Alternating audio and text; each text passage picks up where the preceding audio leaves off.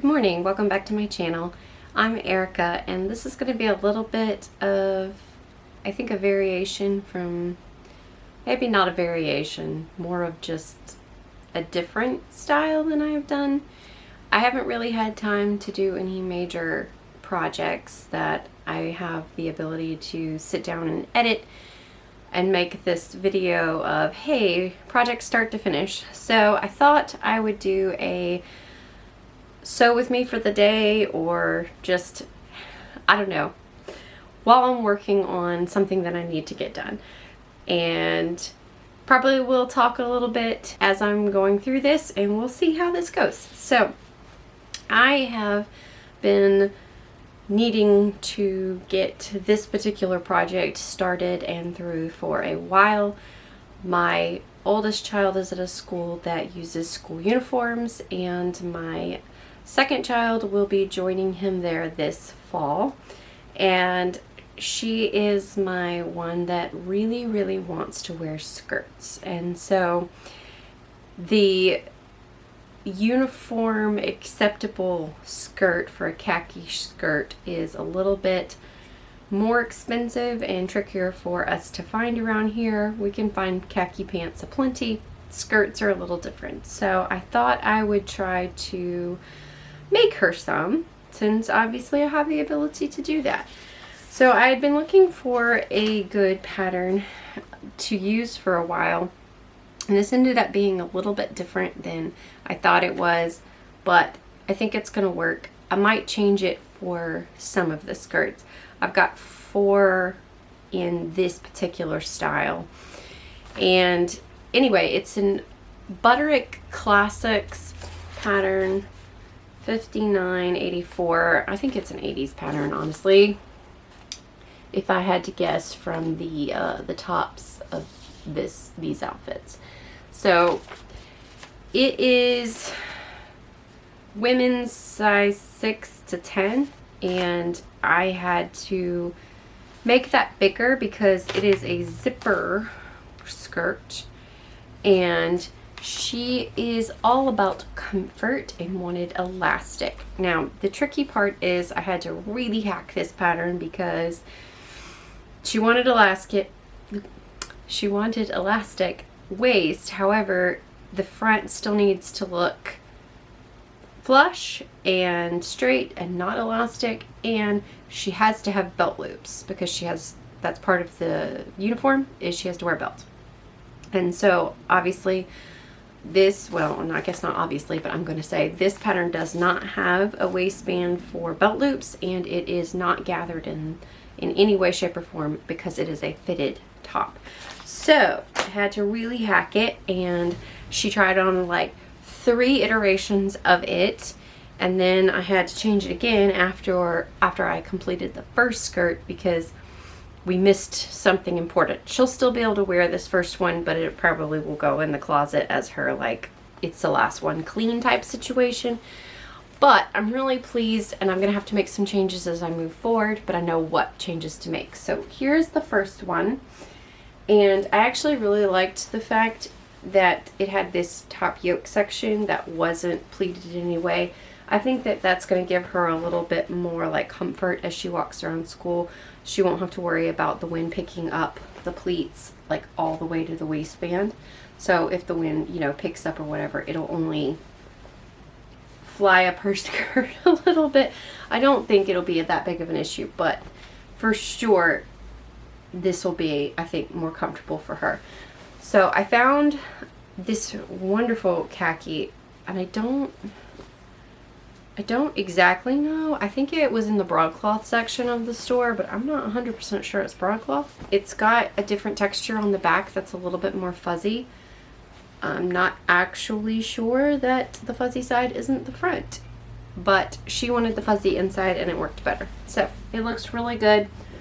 Regardless, I think it works really well for a pleated skirt. Anyway, so this is the first one. It has just 2 darts on either side of the front. I think it looks really pretty. She says it's very comfortable, and that is one of the things I'm going with. If she has to wear them to school 5 days a week, I want her to be comfortable, and she loves the skirt. So this was iteration 1. We figured out after I had gotten the pleats on that it curved too much right here and didn't look quite how I had envisioned.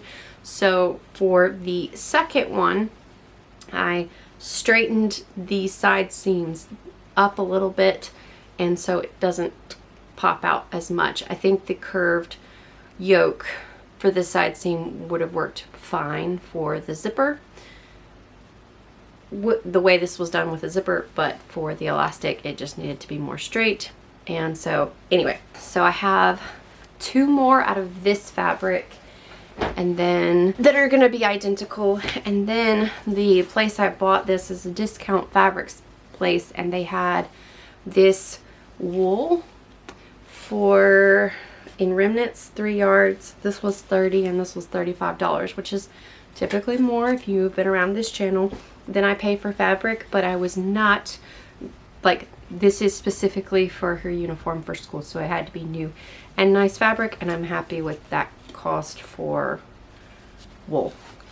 So I might see if I can come up with a different pattern for the wool skirts, so she has some variety. This was just a thrift store find at some point that gave me something, and I still had to hack it pretty substantially. I'll do some Googling and see if I can find any digital patterns anywhere that might work. I would be okay paying more than thrift store prices for a good skirt pattern, because if I find a good one, she's, you know, this is starting high school, she'll be at this school for 4 years, so there's a huge potential that I'll be making more. So yeah, we're just gonna start. I'm gonna not cut into the wool yet. I'm just gonna finish the other 2 with my pattern hack of this pattern, and then we'll do some research.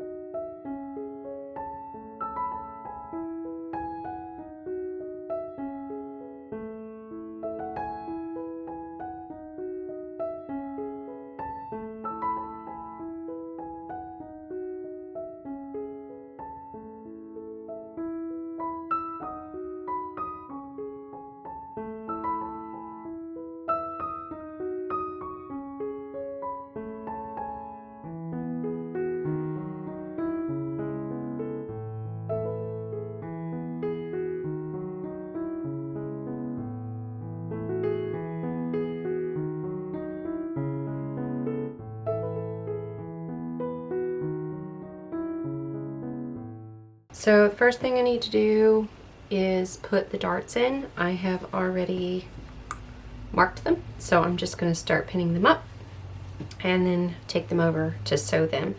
While I'm doing that, I did want to mention that I am very much aware that there are a few videos that I have said that I want to do and said that I want to get up that I haven't. One of them being my Eleanor costume. Then I'm working on the Tudor era one. Plus a lot of vintage dresses or outfits that I want to make for myself. The desire to do them is still there. Problem that I have is that I have been struggling really badly with depression and my mental health. This is where there's going to be a little bit of crossover in things I talk about as far as my childhood. I think a lot of people could hear details about the horrific abuse that I survived as a child, and you know, I think a lot of times I get comments like, you're so strong, don't know how you've done it. And you know, I have moments where I feel strong, and you know, I don't think that there's a minute that I'm not proud of what I've overcome to get where I am. But the reality of the situation is parenting with PTSD, which I have as a medical diagnosis, is really hard. And there are a lot of triggers that come with my kids. And it's obviously not their fault, but that then also gives me yet another thing that I have to work through emotionally, because it's not fair to me or them, and I get angry. And then I have to deal with that anger because it isn't. And nothing can make it fair. They didn't choose to be born to a mom that was broken. And I certainly didn't choose to have my parents abused the way they did. So there are just a lot of things with teenagers that, you know, the ages that they are, that bring a lot of memories and a lot of triggers. And I've been in trauma therapy for a long time, but, you know, that has helped me learn how to handle them better, how to deal with the panic attacks better than I was before. I have more tools in my toolbox to deal with them. I have more tools to deal with nightmares and flashbacks. And, you know, thankfully, because of the work that I've been working so hard at doing it, being as healthy as I can be, I haven't dealt with nearly as many flashbacks and nightmares as I did in the early days of my parenting. I'm not responding in the same way. I have better tools to respond, but it's still very difficult. And it's the daily, sometimes minute by minute, when the kids are home, how am I going to respond to a particular situation in a way that breaks a cycle versus a way that continues a cycle. And I want to talk about this because I'm not coming on here to just complain, but I don't see enough people talking about it for me not to still feel very alone sometimes in this journey. There are some really hard realities, and you know, I have 5 kids, and regardless of how many kids I wanted or didn't want, you know, I have 5 of them, and I want to love each one of them individually and equally. And the twins are rounding the corner on 7 years old, and they're a lot. And it's fine for me to admit that, and admit that sometimes I don't know how to handle it, and teen issues that I don't know what normal teen issues are. I was so isolated and so thrown into a role as a mom to my own siblings that I wasn't ever allowed to explore who I was or what I wanted or anything. So there are also sometimes in moments of being really overwhelmed or really angry and not knowing necessarily how to deal with it in a healthy way, for that moment where I have to deal with the anger that I just am jealous of my own daughter, that she gets to be a normal teen girl, and I didn't get that.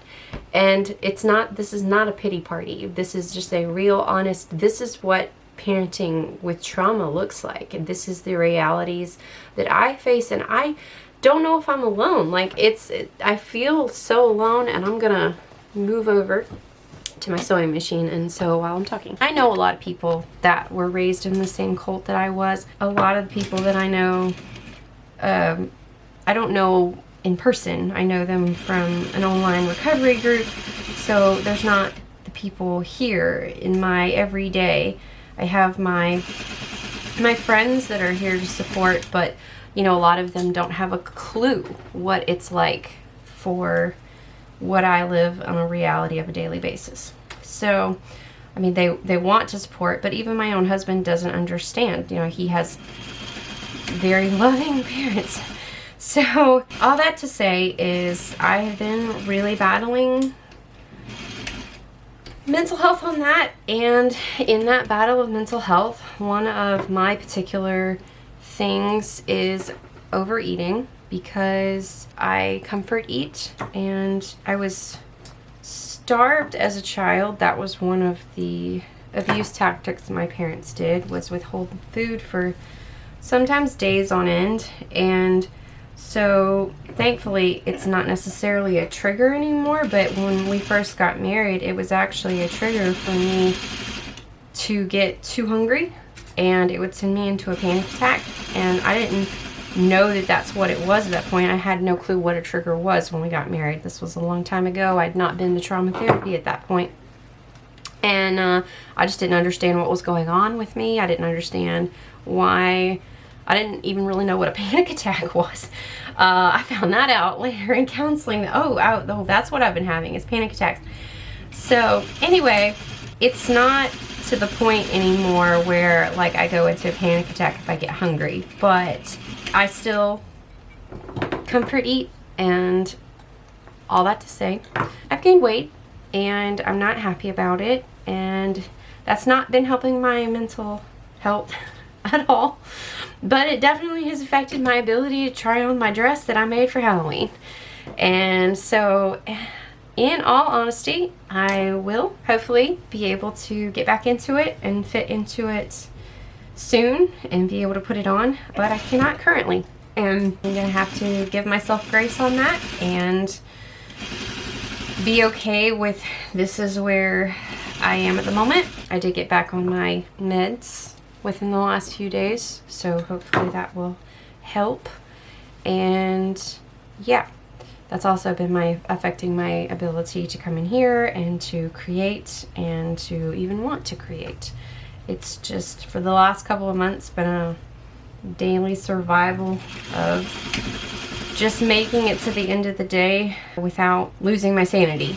So that is what's been going on and why costume reveals haven't happened. I hope to get there. I'm trying to put some habits back in my life that will help again, but the first one that had to happen was me getting the meds to where I could emotionally do that. So that is where I am and why I partially had to step away from making as many videos.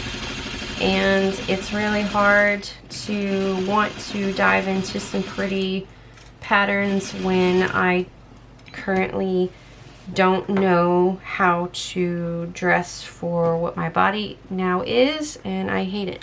And I'm just being honest. There's a part of me that understands my body's been through a lot, and I am proud of what it has been through and what it has survived and what I have done. You know, 4 pregnancies, and 2 of those were C-sections, and 2 of those were VBACs, and even the VBACs were pretty traumatic on my body. And people that haven't had a C-section, I don't think I really understand how traumatic that is actually on your body. It is a major surgery, and the first one was with my first child, and he was breech, which is why we had to do that. But even that story's crazy because I didn't realize how much I was still under the cult mindset when he was born, and so I was convinced that I needed to try to have him naturally, even though he was breech. I don't know the correct medical term. He was not footling breech. He was butt down on my cervix. So he was V'd up like this inside of me, and his head was up in my rib cage. And I didn't understand that he was literally not going to come out that way. And no matter how many hours I pushed with no meds and no pain medication, because I was brainwashed in the cult to believe that they were sinful. And I hadn't been out long enough, A, to even realize I had been raised in a cult, and B, to realize that I was still operating under some of that mindset. So yeah, I've been through a lot, and then that was my first, and then I did have 2 VBACs with my we lost all light with my second 2, which I don't regret. I'm really glad I did that, but they did a number on my body. So it wasn't like it was without trauma. And to my body, those births were not traumatic They were just traumatic on my body, if that makes sense. Those were actually very redeeming births for me. And then the twins were another C-section. So they were breech and transverse. So even if I had not been 10 years older with the doctor going, yeah, you've already had a C-section, we're not doing a natural birth with twins.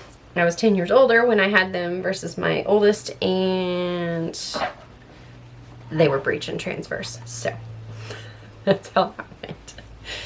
Anyway, all I have to say is I am proud of what my body has survived and been through, but it's still very difficult when you can't fit into any of your clothes and you don't know. And I've had, over the last couple years, really started to try to make a lot more of my own wardrobe, and I can't actually fit into some of the shirts that I was really proud of that I've been wearing for the last couple of years.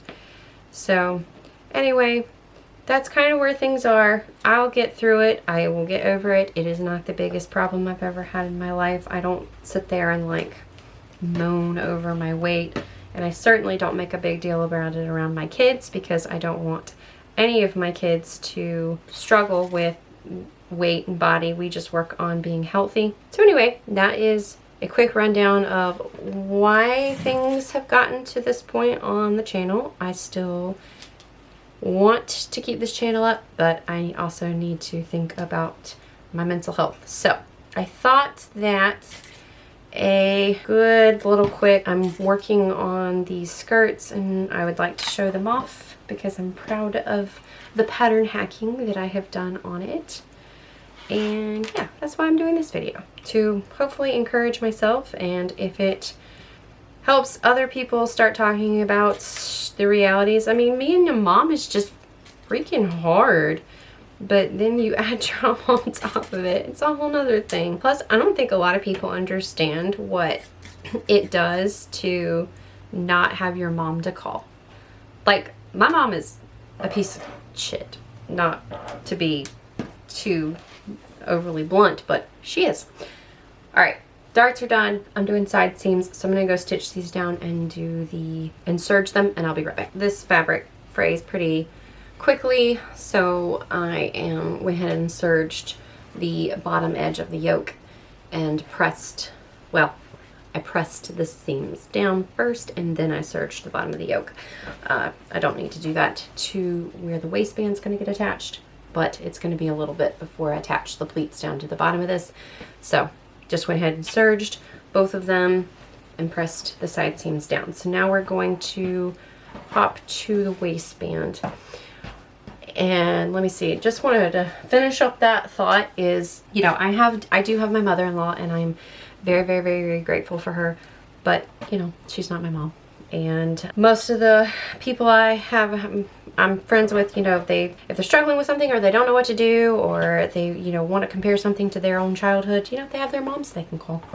I don't. So it's just another factor. That's all. I mean, I'm not saying that I wish I could call my mom. I just wish I had a mom that I could call. It's more of what I'm saying.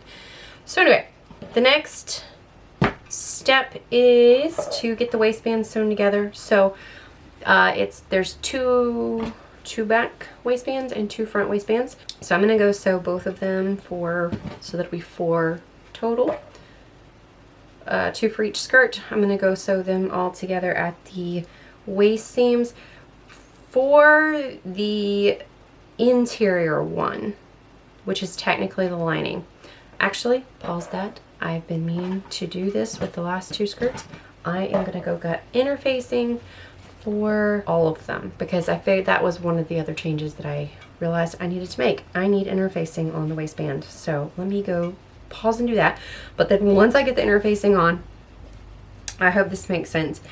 When I go sew the lining waistbands together at the side seams, what I did with the first 2, and it worked really well, is I'm working with 1/2 inch seam allowances.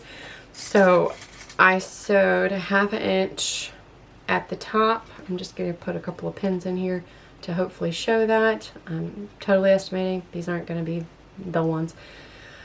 Sewed between the edge and the 1/2 inch mark and left an opening on both ends on the lining portion of the waistband, because that I need open to insert the elastic in the back of the waistband when I put the elastic in.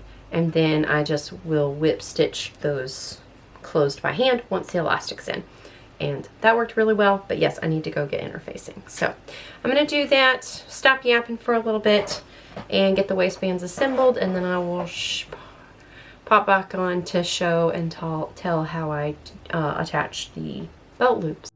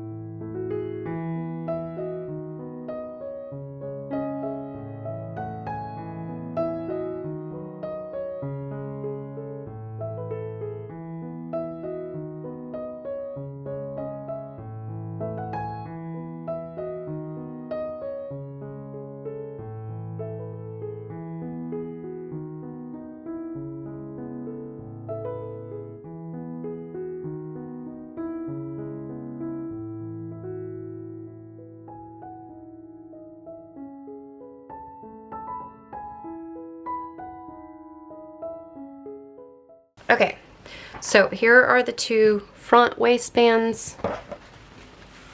Here are the two, well, I mean, front and back, outside waistbands. Here are the lining. So there's the slit in the side seams there for where the elastic's gonna go. So I'm putting those aside for now. All right, so I've marked the center front of the front waistband, and this is going to help me place my where I want my belt loops. So I want one just off the seam there, one just off the seam there. I'm just eyeballing it, and then there's one side of these where you can tell it was the back, so I'm trying to make sure I put those on the back. And then just trying to make sure that they're pretty evenly spaced. I don't want one in the center front because that's where the belt is going to go, the belt buckle. So we've got, yeah, just 3 inches. The edge of it is 3 inches off of the center. So I'm going to come tack these down. I'm going to pull them up just a little bit so that they're not 100% flush with the seam. That way they aren't super tight and she can't get the belt in them. Pull that up just a little bit, probably about, I would say, 1/8 of an inch.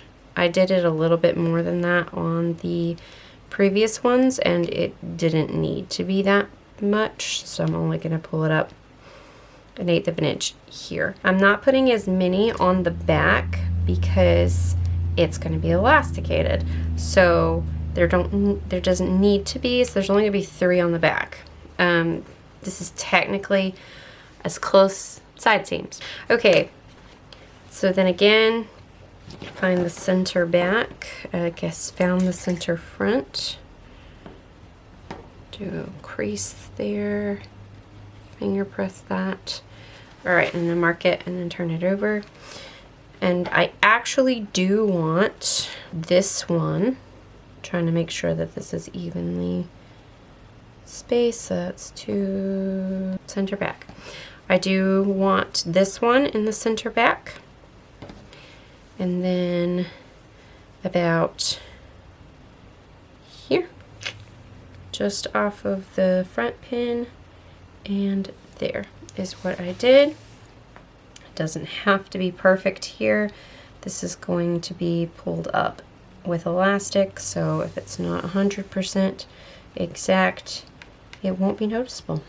And then it is right sides to the right side front, and then the lining is right side to the back, and I'm going to sew that all up in one go and leave the top seam open.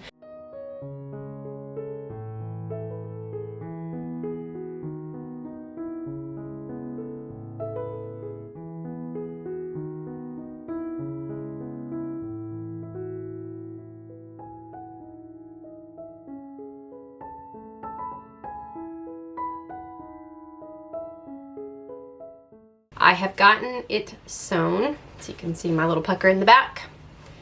I will say, okay, one more hop on to show that I also put some stitching there and some stitching there on the back of the waistband, just to make sure that the elastic doesn't curl inside the waistband. And yeah, it's fine. I would rather, she's gonna have a belt on, so it won't matter. But so this is what we have there. Got a little wrinkled, but I can iron that out. So we at least have one upper portion of the skirt done. And then before I start the pleating on the bottom of this, I'm gonna finish up the other one, and then we'll start the pleats. So, which will involve hemming the bottom first. So the whole the bottom section is gonna be its whole thing, but I'm happy with this. I was hoping to have both of these done by the time I had to leave today, but it's fine. I got this one to a good point so I can walk away. Alright, tomorrow for me. Okay, it is the next morning. Yes, same shirt, no judging. I don't care. I just finished the second one of the top portion. So I've got the last two here. I'm really happy with these.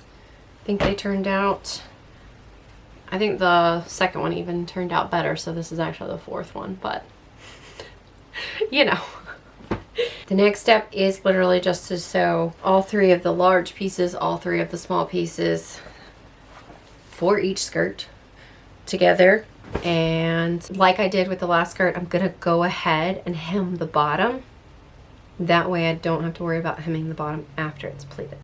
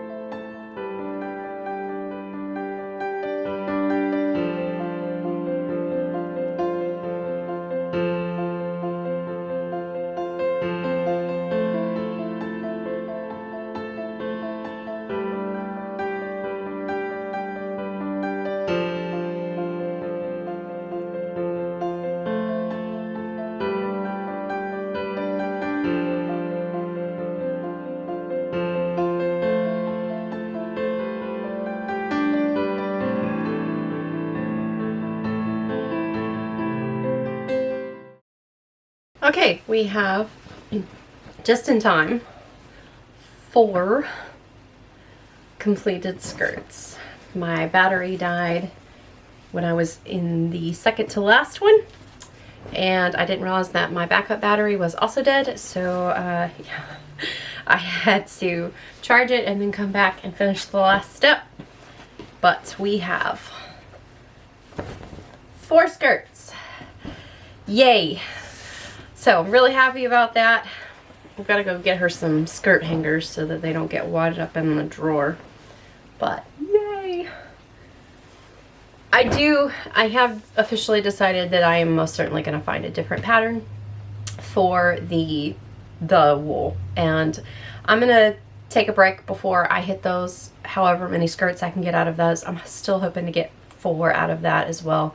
We are still in this school year. We still have all of summer break, and so she doesn't need anything right now, and you know, she'll only be in school for 5 days a week, so she'll only need 5 anyway. She is still going to get a couple of pairs of pants, so as of right now she's good. I just want to make her some out of this, so again, so she has some variety. But I need a break and I need to work on something else just for my own sake, because I'm getting a little bored of khaki.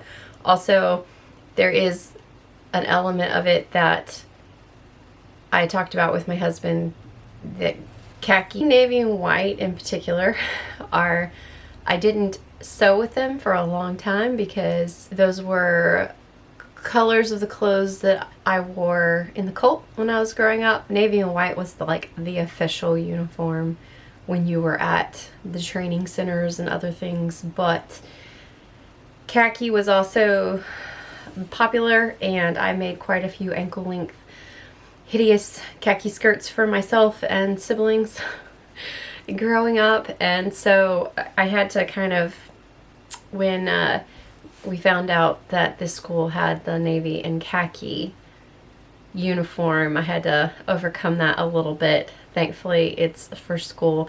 And then when my daughter said she wanted skirts, it was like, oh yay, I'm gonna be making khaki skirts.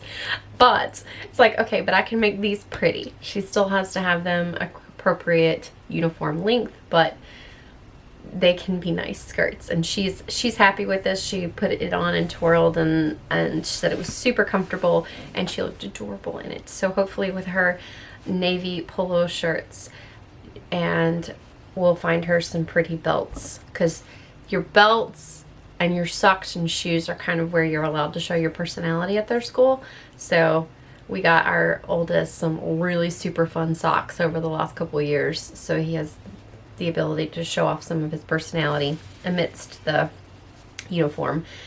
But anyway, I'm glad she doesn't want ankle length khaki skirts, because I'm not sure that mentally I would be able to pull that off. Anyway, I'm glad I did this. I need to go get the kids, and then I'll probably edit this tomorrow and try to get it up soon. I'm pleased with this. Thanks for joining me. For all those that have continued to comment on my videos, as sparse as they come, I appreciate you, and I hope to see you in the next one. I don't know when it'll be, but I'll see you then.